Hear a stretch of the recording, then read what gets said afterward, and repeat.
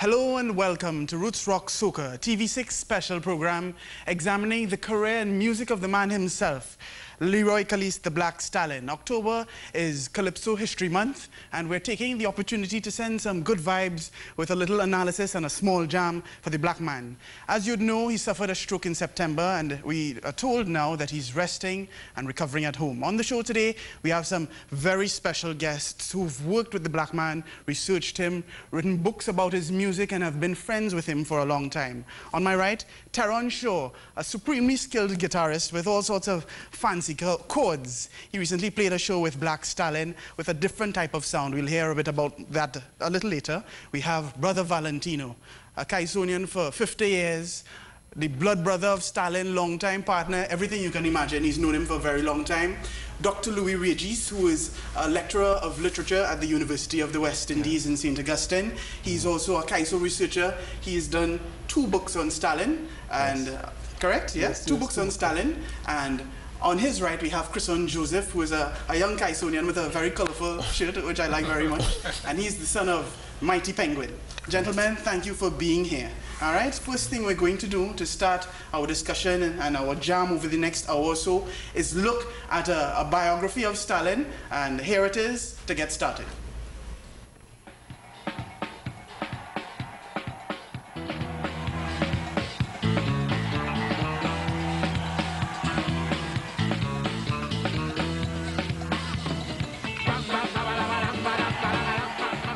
That opening rhythm arrangement, bassline bounce, and raspy calypso tenor, close family to anyone with claims of being from TNT. Enough to make anyone stop all housework and have some fun. The quintessential party tune.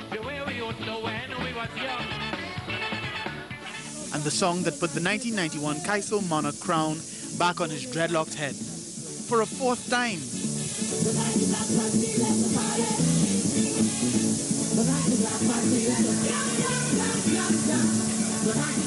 That rapport with the Savannah crowd and audiences in the calypso diaspora the world over all began at the Coffee Street in San Fernando, where he grew up.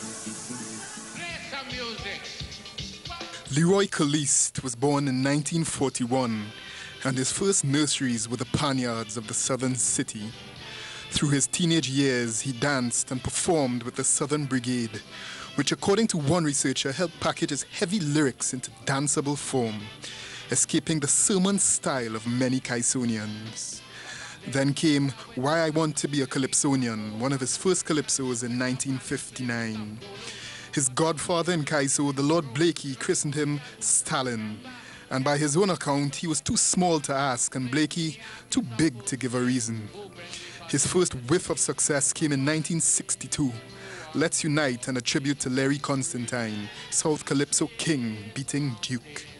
He then moved to the big city, where he failed to impress at an audition for the original Young Brigade tent, eventually auditioning for the Mighty Sparrow. In 1967, Stalin's dream, and the dream of every nomadic performer and calypsonian, came true. He recorded his first song, Beat My Tune, a cheeky examination of calypsonians desperate to win the Road March title.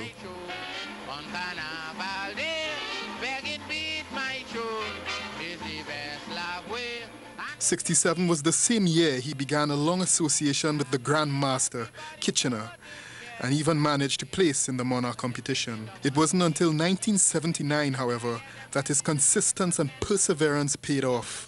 His first Calypso Monarch crown. There is one race from the same place that make the same trip on the same ship. Stalin's race-conscious nationalistic lyrics were the theme songs of the Black Power revolution of the 1970s. You get up one morning and oil money running. How it come you don't know. You don't care how the thing go. His music was the conscience of the working class, throwing off the boogie of the remnants of colonial dominance. Crown number 2 was earned by his ism schism and the crafty, unsmutty smut of Wait Dorothy Wait. 2 years later in 87, the crown went back to the black man, Mr. Panmaker, and Bundem. A year of recognition, he was also awarded the Hummingbird Silver Medal. The 90s saw his role beginning to change a bit. With the soca beats speeding up, Stalin showed he was able to please his fans just the same. The Calypsonian competition in 1991 proved that after 30 years, he was still relevant and composed his biggest party jam.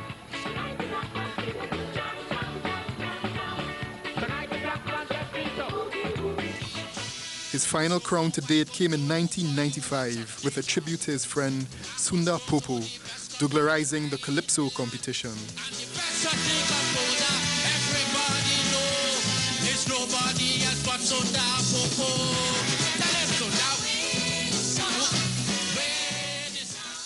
As the late 90s rolled into the 2000s, his stock as a living legend of calypso rose, with a sprinkling of hits and gigs as a senior statesman of the genre.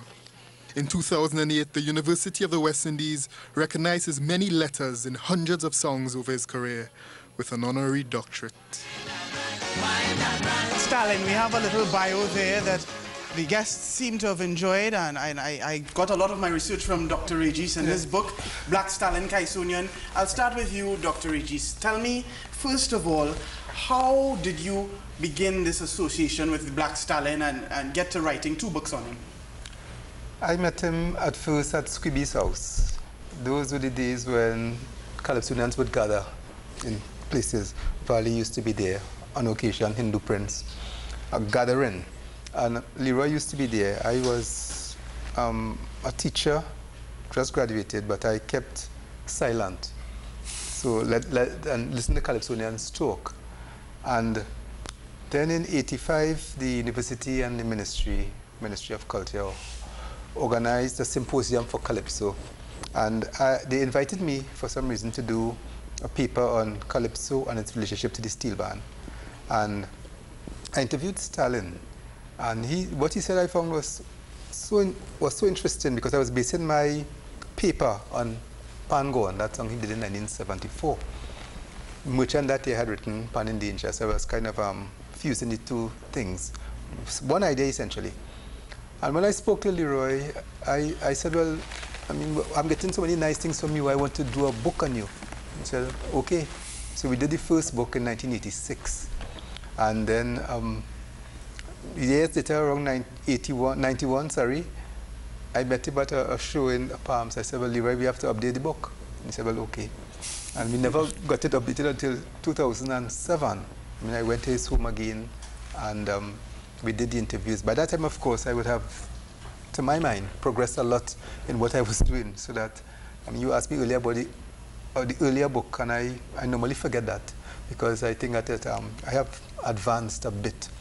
It might be still relevant, but the later book is the one that I kind of lay some claim to. Right. And Leroy has always treated me with a certain degree of dignity and affection. And so we have what you might call a beautiful kind of professional relationship. Great to hear. Good. All right, Vali, tell me a bit about how you formed that bond to become a blood brother with Stalin.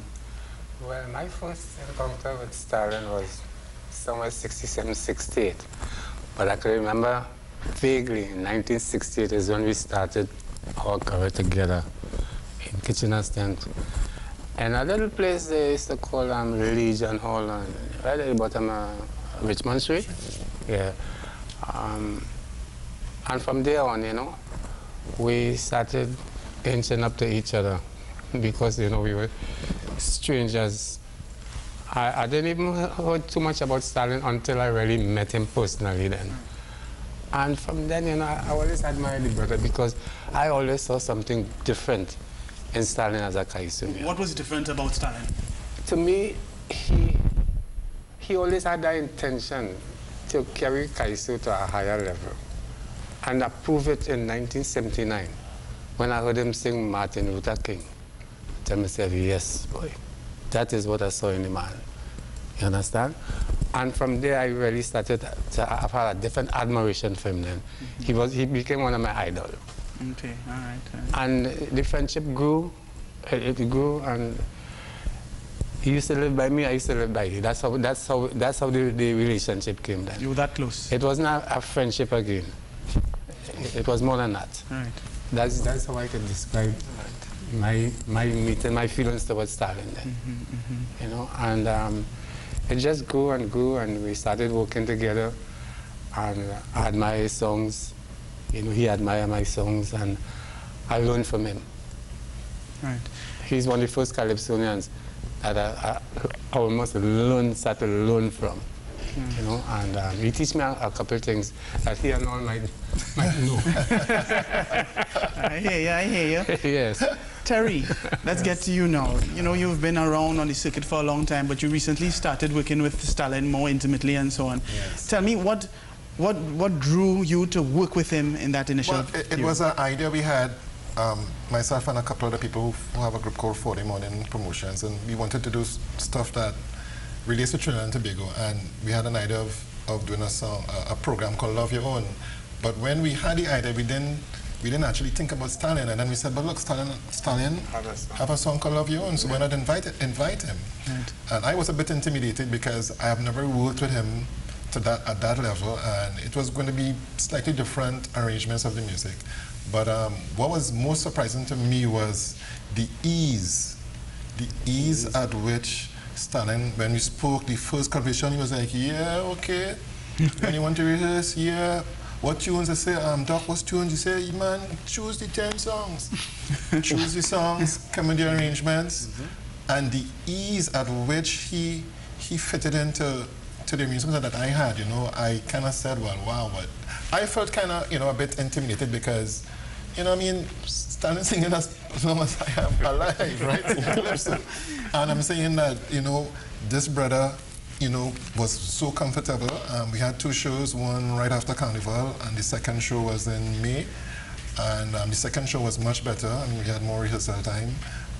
And it was, my thoughts about Stalin is not for me, but for the guys who were playing with me, because they didn't know a lot of that music. They're from a younger generation. And I was very happy to expose them to the calypso, because they might know the songs, but to actually have Stalin come and sing the songs, I think it gave them a different perspective on calypso and stuff that they should know, you know. So that was my big high, you know, that, you know, I was there to, you know, besides playing with him, but to see that, you know, some guys younger than me, you know, would have had the experience of playing music with Stalin. Kusan, you are a young fella like me. These fellas are, you know, my seniors several times over, and you know, I respect them a lot. Lovely. How did you get to like Stalin's music and to reach a point where I could invite you on a show and sing some of his tunes? You know, a lot of that has to do actually with my father. Okay. As you said, father is the Penguin, and coming up as a youngster, there are two things that I remember very distinctly about my father saying to me about Stalin. The first one I'll mention is when I was going to go to the university in the States, or rather when I was applying to the university, and I had to write an essay to say, you know, why I want to come and what I want to do. And my father brought to my attention the calypso, Black Man Don't Get Nothing Easy. Right. And I actually quoted that song in my essay. And a lot of my essay was based on that. So that was the first thing that really brought Stalin front and center to me. And the other thing was that while I was coming up, I was a young calypsonian. I know I was on the young calypsonian circuit, as you say. And there, I think, would be 5 people that my father pointed to and say, take example from that, and Stalin was one of those people. So, yeah, my family pointed me in the direction of Stalin and said, this is somebody you need to look up to. So even in his music, in his letters and his words and so on, you got inspiration for the beginning of your academic career? Yes. I know Dr. Regis would like to hear that. All right, so now we're going to take a quick break and we'll get back to some more talk and more music as soon as we come back. Stay tuned.